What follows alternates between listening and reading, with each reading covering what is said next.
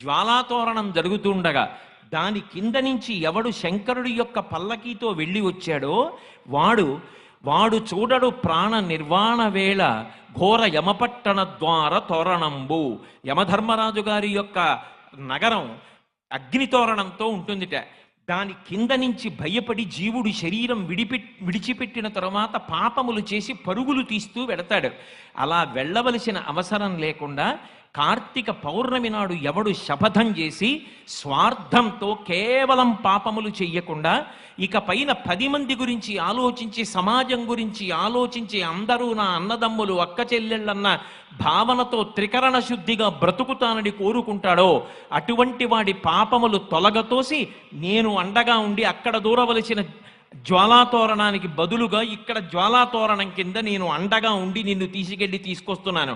ఇక నీకు ఆ తోరణ దర్శనం లేదని భగవంతుడు